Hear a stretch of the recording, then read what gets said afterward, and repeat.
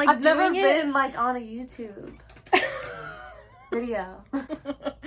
This is weird for me because I don't normally do it when people are watching. So now I feel Yeah, isn't awkward. it weird? Hey guys, and welcome back to my channel. Hey guys, as I mentioned earlier, I am gonna have a guest star today, and she's right here. Woo! So this is Sam. She is one of my best friends. She lives here in Athens with me, and we're in the same program. I know how much that's interesting to you guys. So, all 12 of you. In today's video, I'm going to be doing her makeup green color because green is the color for mental health awareness. Beautiful. Beautifully said. May is the month for National Mental Health Awareness, and that's what today's video is dedicated to. She's going to talk a little bit about what she knows about mental health and what she sort of experiences, and I'm going to sit here and do nothing. All right, so let's do it.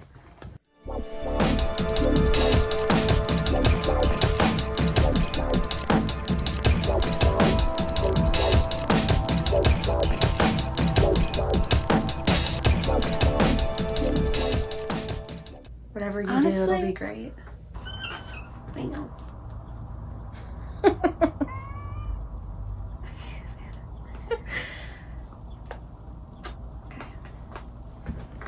Well, anyway, like Annie said, my name is Sam, and I'm a huge mental health advocate, you could say. I recently just created a separate Instagram account that is called @mentalhealthwho. And I just created it like about 3 days ago, was it? Mm-hmm. So it doesn't have a lot of content on there yet, but basically what it's for is for people to share their stories, for them to ask questions. I also post tips and tricks, whether it be going through a panic attack or an anxiety attack, things like that. A little background about my mental health history. When I was in high school, I was diagnosed with OCD, and then my OCD is not physical, so I don't have to like touch the stove 5 times and things like that, but it's more of the mental part. I have repeating thoughts like in my head, and usually they'll be really irrational, and it's just like a cycle in my head. I can't stop thinking about that thought. And then freshman year of undergrad, I was diagnosed with anxiety and depression, which was like really hard to take in, I guess, because no one wants to hear that. But I knew I needed to see someone, and that's honestly the hardest part about going through mental health issues, is taking that step to like go see someone. So that's what I always tell people. Like, it's always great to talk to like friends and family, but sometimes You just need that like unbiased opinion. yeah, you need that like outside perspective, and like honestly, it's just nice to talk to someone who's not like your mom. May is gonna be an exciting month. Earl thinks so too. So Annie, have you like ever had problems of your own, like with anxiety or anything? So, not really. That's one of the reasons that you're here, is because I don't really have very much experience with any sort of mental issue, I guess. Mm-hmm. I don't know, it takes a lot to kind of get me worried about things. Mm-hmm. And my best friend, she has anxiety, and so like I know a little bit about it just because of like what she's told me and what she's gone through, but I don't know anything about it personally. I've had one panic attack in my life, and it was over a stupid reason. How many anxiety or panic attacks do you think you have on average, like in a week or in a month? So it used to be, like a few years ago, it was really bad. Like I would probably get them like once a week. But now that I've learned like certain strategies and got on medication, I probably get one like once every 2 months. So That's good. not that often anymore. So, what are some different strategies that you use to kind of, is it like these strategies prevent them from coming on, or are they strategies to help like talk you down? So all of the strategies that I use are to help like talk people down and to help like during the actual panic attack, because it's really, really hard to like prevent one unless you're prescribed like benzos or something. But I try to like do more of the natural way because I don't want to rely on like Xanax or Klonopin and stuff like that. So yeah, most of my strategies are just when you're having a panic attack.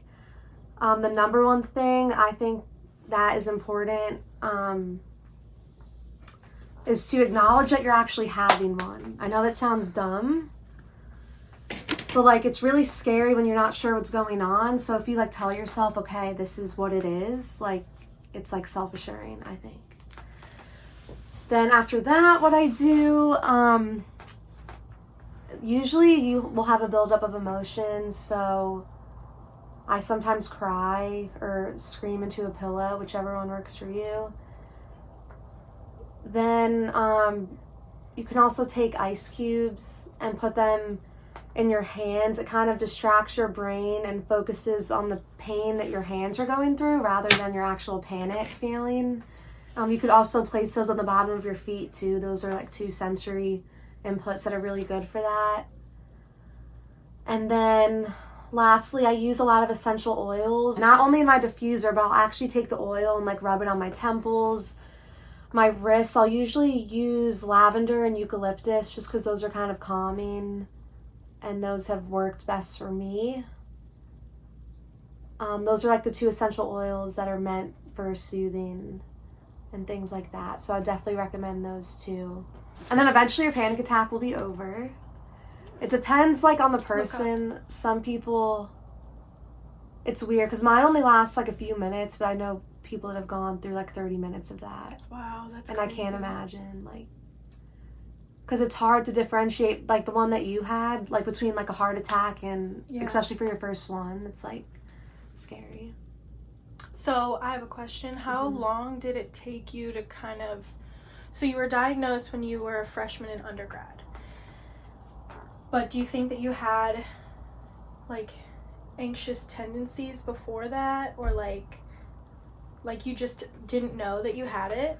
Yeah, so it's definitely like always been a part of me is what my like psychologist said, but like with the stress of school and like trying to balance school and working at the same time, and then like drama with friends, like stupid stuff, it just like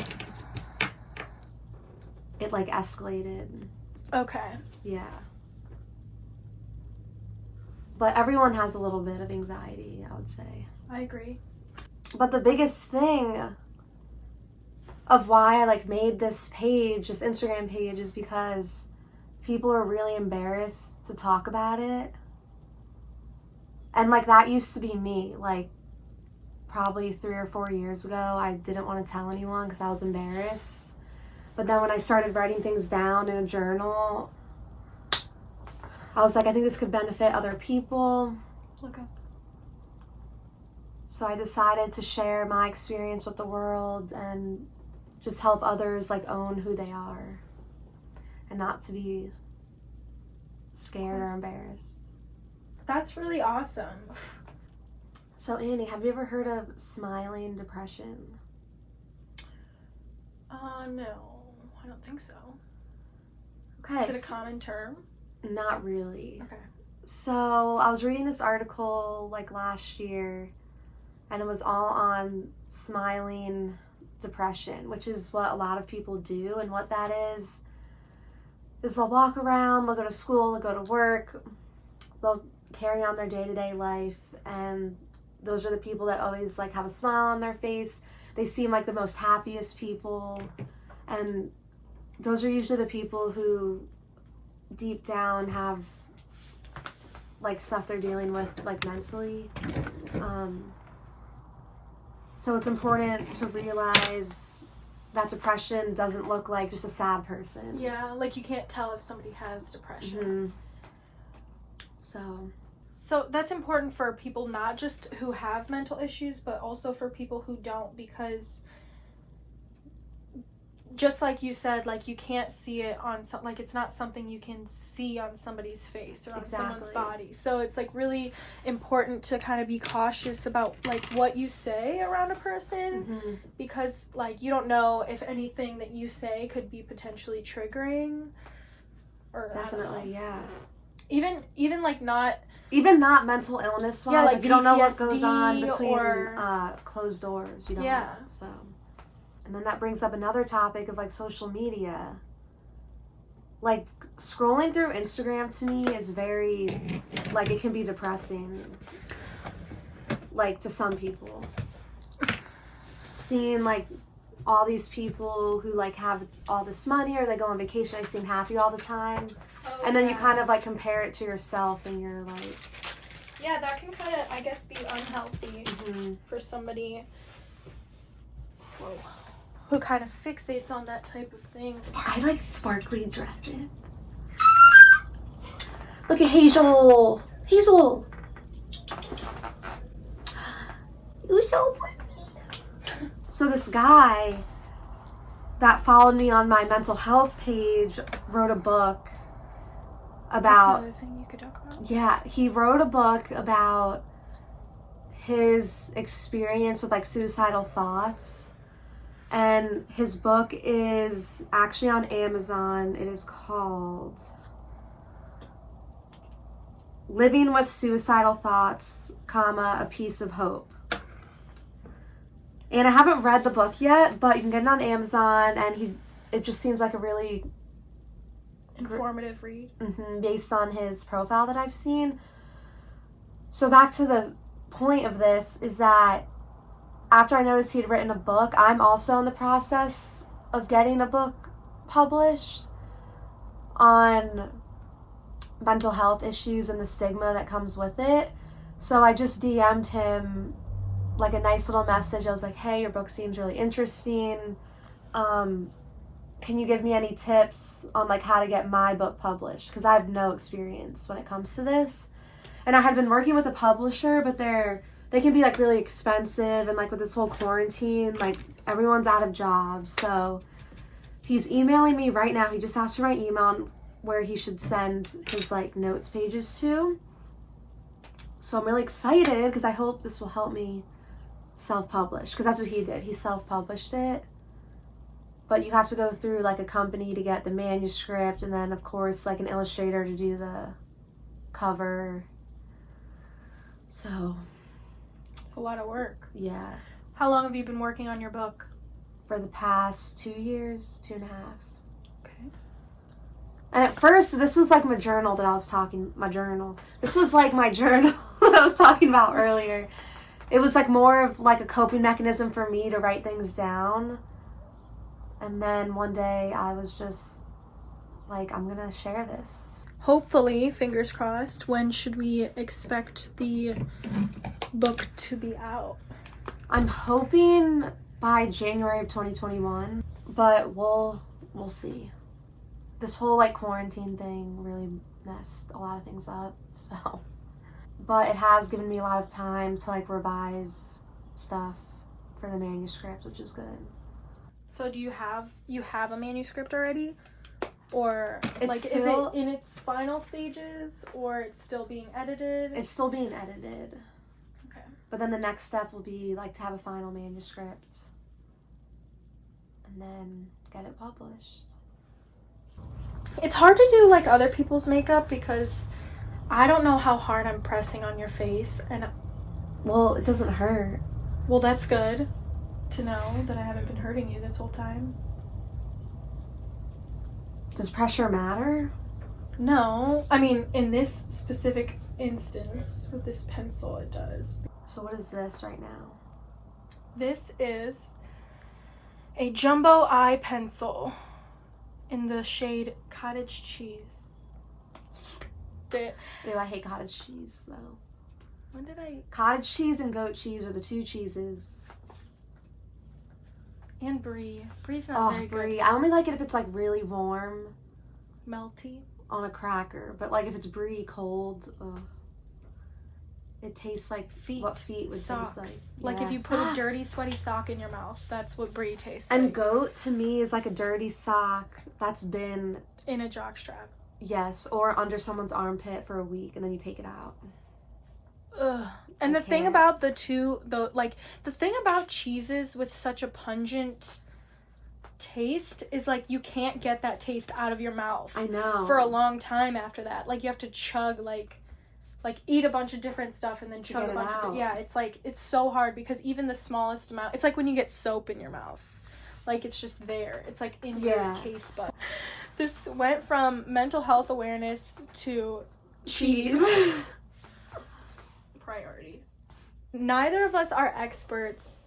We're not professionals. Yeah, so in any area that we really talked about. And like not about cheese, not about. I have experience. I am a professional in this. I'm like an experienced eater, and the fact that I don't like goat cheese, you should take that advice. Don't eat goat cheese. I think that's very credible. Yeah, I've had a bunch of cheeses. Oh yeah, I'm like a cheese connoisseur. It's not like we're credited. Yeah, I feel like if cheese eaters were to have like get verified like on Twitter, like they have the blue check mark, or like Instagram, I'm like that would be us. We would be the blue check marked cheese eaters. Because we eat charcuterie boards like once a week. Swear. Open Bible, baby. But to bring it back, I'm not a professional. I'm not a licensed like psychologist or anything like that. I just give advice. This is just your personal experience. This is my personal experience. I like to give advice. I like to help others. And I want to give people a platform to share their stories. Yeah. So if you're ever in like a dire situation mentally, like go see a professional. It looks good from afar, like when my eyes are closed. You look like Mardi Gras. Kind of, except without purple. No. Whoa! Get your beads ready, ladies and gents. Okay, so she's gonna do her lashes off camera, and we'll see if I failed epically at this. So this is the final look. She put on her eyelashes and did her face makeup and everything. And I think it looks pretty good, actually. I think it does too. Yeah. Thank you. You know, typically I'm not one to wear green on my eyes because I have green it's a eyes. hard color. I have green eyes, so if I wear green eyeshadow, it like blends everything in. So I don't really wear green. So that was interesting for me to try to do. But yeah, so I guess moral of this video is we just want to spread awareness, especially this month, considering it's National Awareness Month. And I will link, or I'll put in the description below, I will put her Instagram, which is also going to be right here. Go follow it. You can follow her normal one. You can follow her mental health one. And like this video if you learned something. Please subscribe. Maybe we'll do something similar to this next month. What's next month? May? June? I don't know what June is. I don't know either. Maybe we'll do something for June. Yeah. But yeah, comment down below. And be kind to one another. Check on your friends, check on your neighbors, especially during this time. So. Yeah, in the time of isolation is the worst time to be all by yourself. Yep. So, yeah. Bye.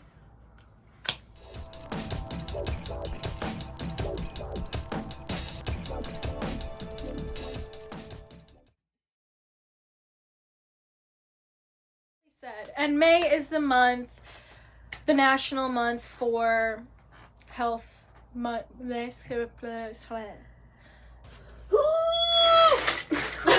Eve. Because you have that freaking bandana on. Isn't that a thing? Yeah. Think of popping each other's asshole. I almost said pecan, but it's toucan. Pecan. Pecan. Like, I'm you look like a pecan. nut. You are a nut. Whoa. Oh my god! So you have better eyelids. My eyelids are droopy. I already need a facelift. Look at that. I could staple my whole eyelid up here. Jeez, I'm crying. Okay, but in all seriousness, you guys, I know that we were joking a lot around in this video, and that's all great and fine, but if you or somebody you know is struggling with mental health issues, with anxiety, depression, suicide, definitely reach out. There is a mental health crisis hotline. You can text HOME, HOME, to 741-741 to reach a crisis counselor, or there is a suicide prevention hotline at suicidepreventionlifeline.org, or you can just call the number 1-800-273-8255. This is not something to take lightly. This is a very serious issue, and we want people to be more cognizant of what's going on. So definitely reach out to one of those hotlines if you or someone you know is having an issue, or honestly just check in on them to see how they're doing, your friends, your family, your neighbors, because this is a really hard time right now. And even if you're not super close to the person, just check in on them, see how they're doing, because that one small thing could really change someone's life.